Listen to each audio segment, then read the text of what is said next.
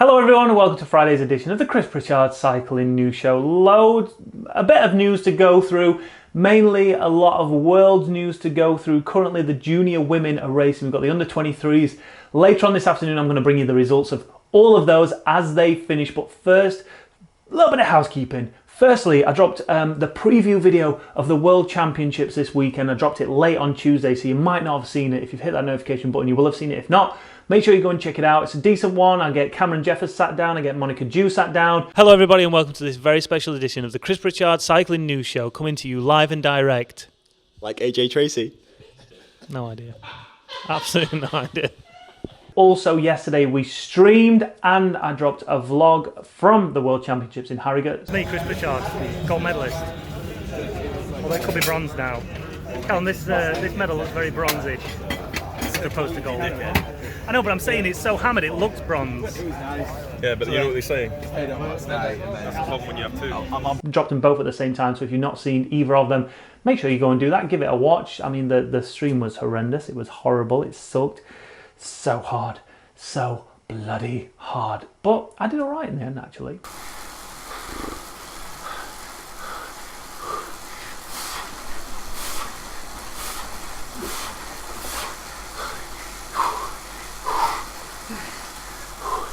I should break him. I should have broke him.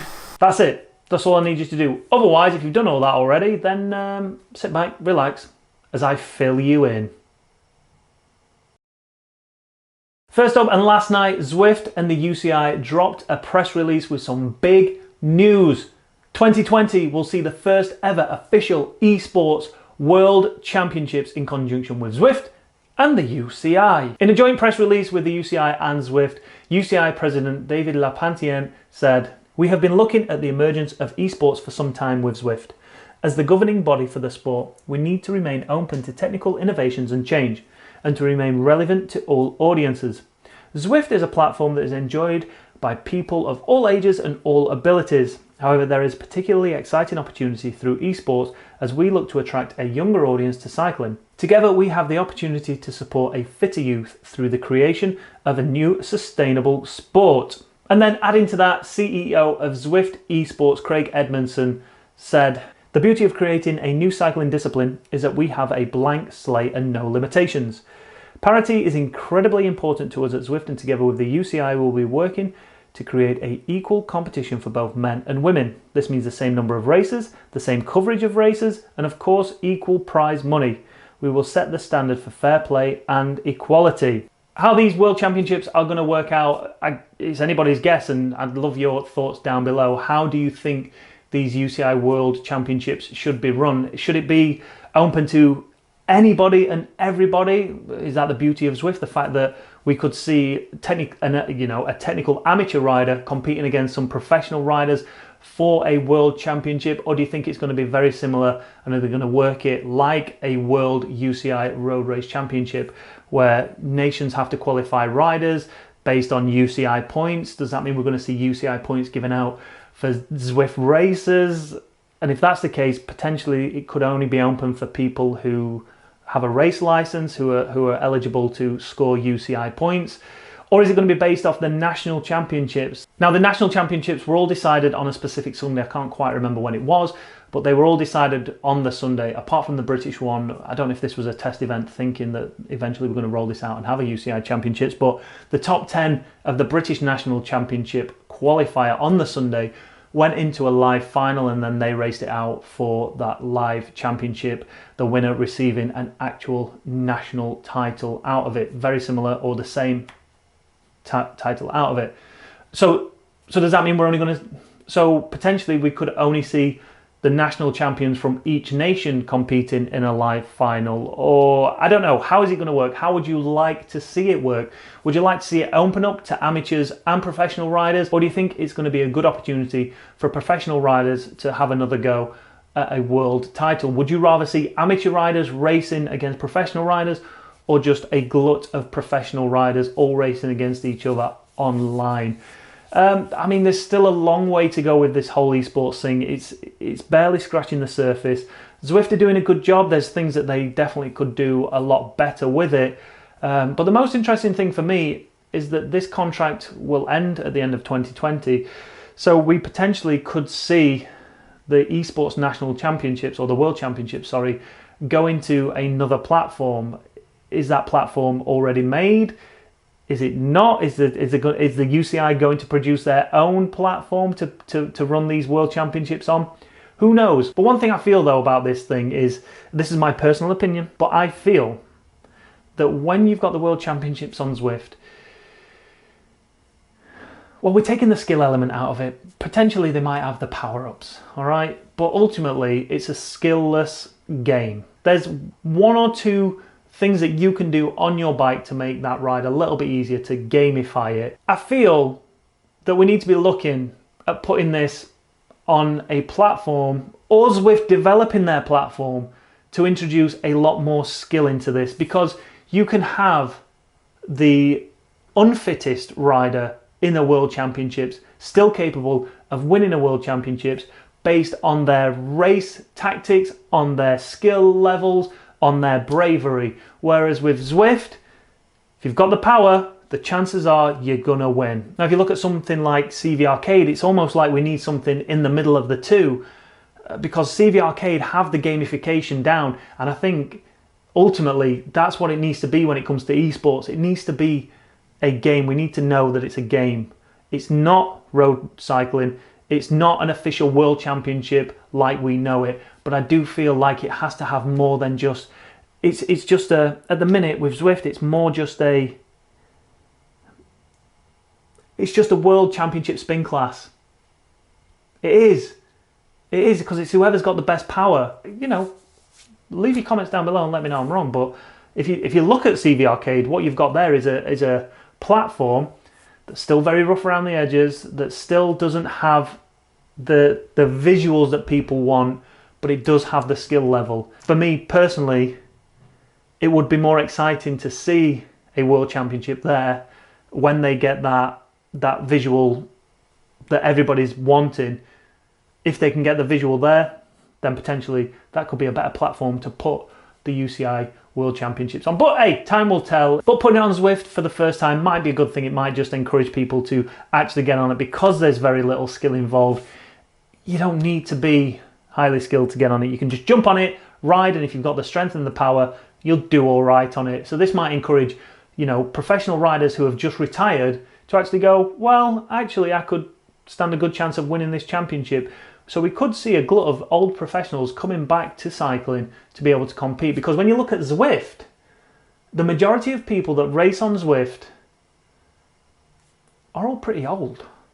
Strong as hell, but just not the young cyclists that we kind of see out on the real world courses. Leave your comments below. Let me know, what do you think about this whole UCI Zwift Esports World Championship for 2020? Definitely a good thing, but what do they need to do to absolutely nail this? All right, let's catch up with the World Championship news now. And first, let's talk about those time trials. I was there watching the men's race. Rowan Dennis. God damn, that man had a point to prove, and prove it he did, taking his second World Championship time trial World Championship rainbow jersey. But the best part about all this was this Instagram post from BMC. Ben! We congratulate Rowan Dennis on his second time trial World Championship title, rainbow emoji. Hashtag ride_BMC, hashtag BMC time machine. I would have loved to have seen him in 4th position on a Merida bike. It would have just been, not for him. He deserves that World Championship. He's not done any racing since the Tour de France. He's been focused solely on this, and obviously he has been putting in some serious work to ensure that he wins his title. So fair play to him. He absolutely deserves it, and the way he went, unbelievable, just amazing. So really massive congratulations to him, but it would have been nice to see him put all that work in and finish 4th on that bike and be like, told you, dickheads. That bike, not me, that bike. But thankfully he got to ride an unbranded bike. Now who knows who the manufacturer was for that bike, but all I can say is I bet he was glad he was on it. Talking of dominating performances, Chloe Dygert just smashed the field in the women's time trial. I don't think anybody was really looking at her to win it. but win it she did. The out-and-out favourite for this race was Annemiek van Vleuten. She could only finish third, 1 minute and 52 seconds behind Dijger. Anna van der Breggen was second, 1 minute 32 behind.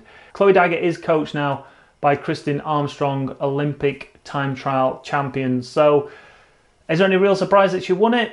Not really, but the way Annemiek van Vleuten has been going this year, you would have thought she would have won this title, but no, Dijger won it. Next up, and yesterday saw the start of the road races over in Yorkshire with the junior men's race. Cracking race if you didn't watch it. Horrendous conditions for the boys, but cracking race nonetheless. But we've got to talk about this. It breaks my heart every time I see it. You have to really keep control of your drinking and eating. There's a man who wants to be serviced rather quicker than he is being at the moment, I'm afraid. It's a forlorn look to Gomez, the Colombian. Pan American time trial champion, and the tears are coming. That shows you the stress that's involved here. It's not a nice sight. You've got to feel sorry for some of these guys.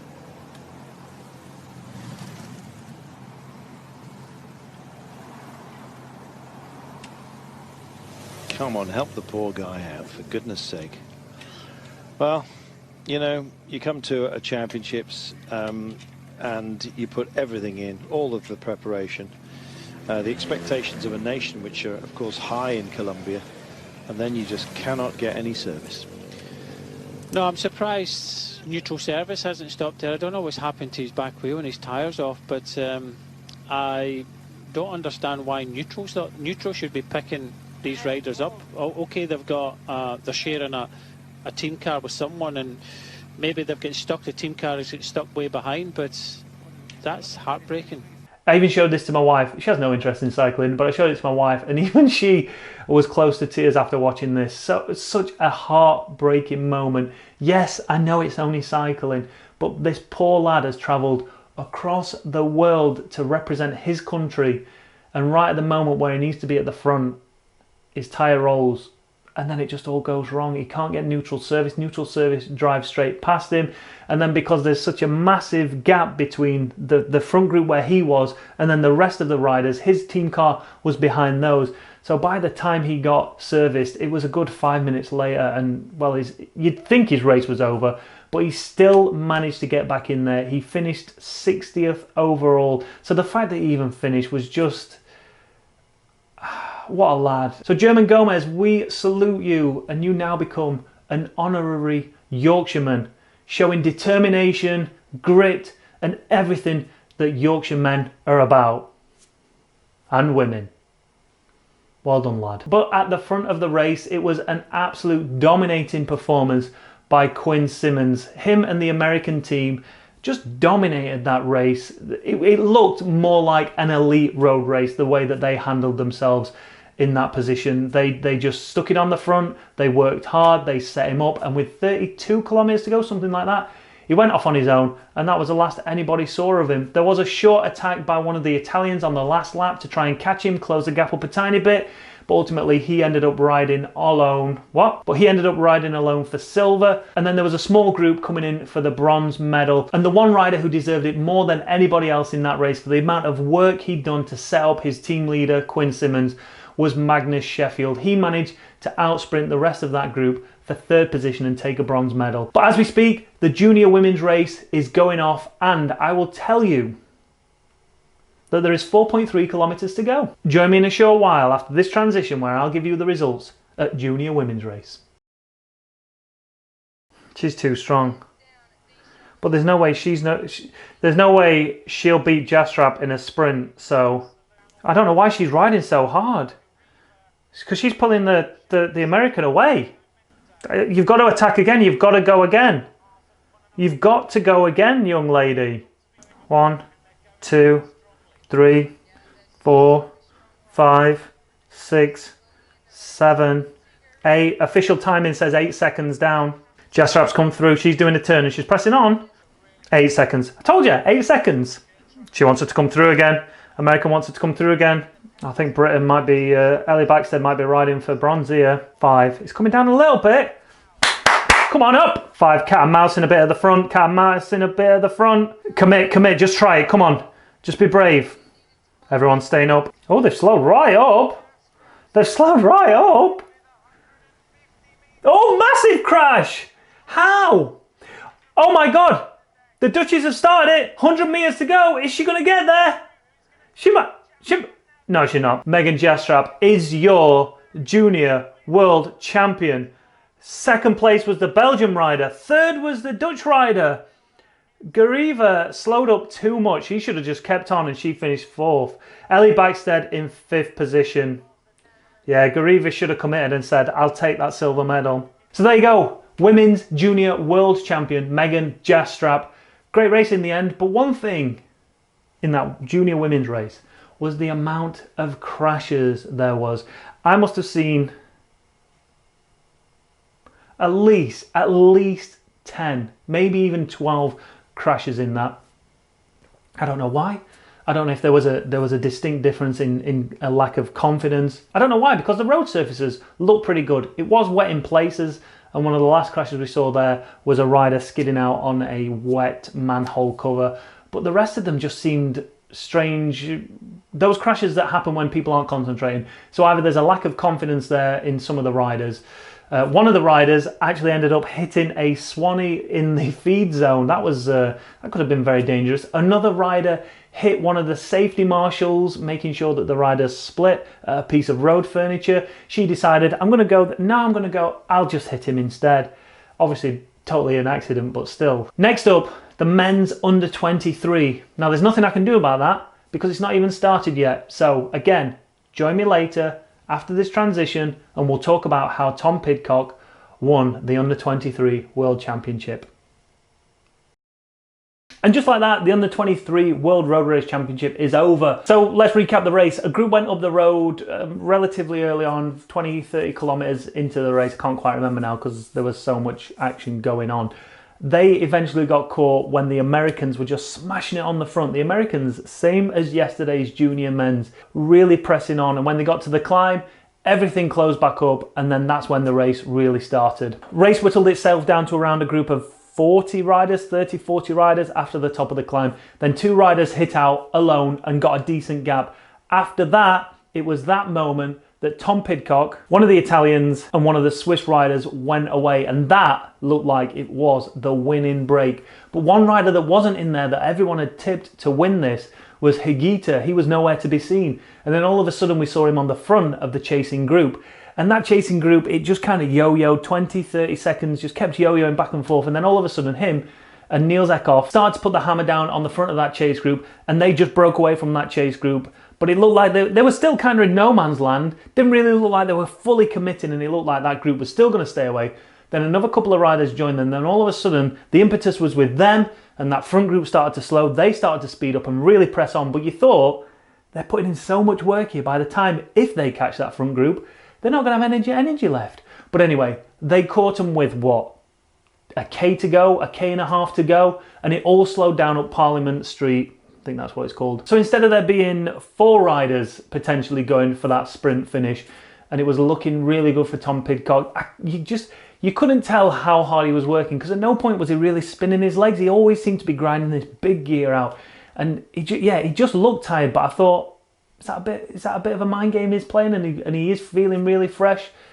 It wasn't a mind game ultimately, because as they came into the finish, instead of 4 riders going for that sprint, it ended up being 7 riders, and it was one of the riders from that chasing group that actually won the sprint in the end, Nils Eekhof. All right, stop, hold it. Collaborate and listen, right? Breaking news. Nils Eekhof has been disqualified. As of filming this and editing the video, he just got disqualified. There was a long wait prior to the podium ceremony, and then there was a jury's decision in progress because someone had lodged a complaint, or some commissaire had issued a complaint to the jury, and they deliberated for a good 45 minutes. But then they decided not only to disqualify a rider, but to disqualify the winner of the Under 23 World Road Race Championship, giving the win overall to Samuele Battistella. I mean, Battistella looked the strongest. He was my favourite. I'm not just saying this because he won. I mean, he was my favourite. When you looked at that small group of riders, just how strong he looked, how much he was sandbagging, how much he wasn't giving away. And if he'd have started his sprint 10, 15, 20 metres earlier, potentially he could have took it because he looked absolutely solid in that sprint. Now the reasons behind Eekhoff's disqualification, well, it's just speculation at the minute. Sporza actually tweeted out saying that he was going to get disqualified for taking too much of a draft in the convoy of cars. Potentially could have had a sticky bottle, but if he's been holding on to one for 10, 20 seconds, if he's been sitting on the wheels of the cars for too long, then hey, we saw one of the American riders get disqualified yesterday for it. So the new result is now that Sam Battistella is under 23 world champion. The Swiss rider, I can't remember his name, he moves up. I should give him some respect and find his name out, shouldn't I? Let me find his name out. Stefan Bissegger. He was a rider who got promoted into second place. Tom Pidcock finished in third. And as you would expect, the Dutch fans at the podium ceremony were not happy. A lot of boos going on. And then when I looked at Twitter prior to editing this video, I had to come back and re-edit it and refilm it because it's going down on Twitter. One of the first big names tweeting about this is Jasper Stuyven, and he said, after the ridiculous sock saga, the UCI cycling once again shows how they are. Would they have given a DQ to Nils Eekhof if he had finished fourth? You had the images during the race, so should have made a decision right away. And searching through Twitter, a guy called Gino Verhoeven, he makes a very good point here. Members of the UCI cycling jury during the under-23 race. Italy, Switzerland and Great Britain. The numbers 2, 3 and 4 out of the official results. They all had something to gain. This DQ of Nils Eekhof is the worst ever. What a bull! Yorkshire 19. Yeah, there is no Dutch panellists in there. And here La Flamme Rouge actually has the footage of Nils Eekhof coming back up the cars, and he does say, or goes on to say, that this is only the TV footage. If there's something else prior to this, he doesn't have it. But this is the TV footage that everybody would have seen of Nils Eekhof coming back after that crash. And you can see, it can't be this. There must be something. No juror has looked at this and gone, oh, yep, excessive drafting. No. Unless, I'm going to put it out there, just for you conspiracy theorists, motor doping. I really don't think he is. I don't think that's the case at all. But do you? My wife is going to absolutely kill me. This is the last time I re-edit this bit, but I've just seen some more footage of him drafting. This is from Alex Rasmussen's Twitter. Check this one out. So this is a 12-second video of Eekhoff with 119 kilometers to go, sat on the back of the car. All right, I'm gonna have to throw this out to people involved in road racing, people who watch a lot of, in fact, mainly the people who are involved in road racing. Whether you are a commissaire, whether you are a driver of the car, so a mechanic or a DS, or you're a professional cyclist. What's the rules when you get into the cars? Because although you're sat behind a car, you can only go the same speed as that car, and that car can't actually catch up with the peloton because they're in a convoy. So what happens there? Yes, you're saving a little bit of energy, but ultimately you've still got to make that junction across out of that car and out of that slipstream into the peloton. It's not like your car pulls you along, takes you all the way up outside the convoy, and then you just get straight back into the peloton. So, like, what's your opinion on this? At what point is a rider gaining an unfair advantage? Let me know. I don't know. Anyway, carry on with the video. This story is popping off, so give me your opinion on it. What do you think? Is Jasper Stuyven right? Would you have DQ'd? Would the jury have DQ'd him if he finished fourth? They won't have, would they? And if they did have the relevant evidence to DQ him, why didn't they do it before the race even finished? He should have, and they could have, pulled him out of the race before that race had even finished. So it never got to that. And you wonder why people hate the UCI so much. God. I mean, as a Brit, great for Tom Pidcock. As someone who thinks the rules should be followed, if there is absolute, undisputable evidence that Nils Eekhof excessively used a draft, used a motor, injected himself with some EPO on the way around, I'm joking. But if there is some evidence of him cheating and it is undisputable and we need to see this, then you can't argue with that. It is only fair. Because if you think about it, yes, It's heartbreak for him that he got disqualified. But the Italian rider would never have got the chance to win that jersey. Eekhoff should never have been there in the first place. Or at least, if he had have been there with his excessive cheating, if there's evidence of it, he wouldn't have been as fresh as he was to be able to sprint as hard as he did. So, yeah, it sucks for him. But if everybody's right, the jury's right, and they made the right decision, then fair play to them for standing up, because it can't have been an easy decision to make, knowing that you were going to upset the whole of the Netherlands, this young lad's dreams. But hey, the rules are the rules, and if you've broke the rules, then you need to pay the price. And unfortunately for him, it is a massive price. However, if there's evidence of it, and we can see it, and it's undisputable, then hey, the Italian deserves the World Championship. Now, before we go, make sure you leave your comments down below. The comment section tonight is going to be, it's going to be quality. Get involved. Let me know what you think to this decision. The right decision, the wrong decision. Do we have any more inside information that you could shine a light on? I don't know. But I need to get this video out, so anything that happens after this, you can let me know down in the comments below. Thanks for watching, everybody. Make sure you hit that like button. If you've not enjoyed this video, hit that dislike button for whatever reason. Hit that notification bell and that subscription button if you've not done already. We could be going live with a watch party of the UCI World Championships on Sunday. Couple of hours, just chilling, playing a little bit of commentator bingo, talking about the riders, talking about the race, and just generally having a bit of fun. So if you want to do that, make sure you leave your comments down below and let me know you want to do that. Otherwise, I'll see you soon, yeah? Bye.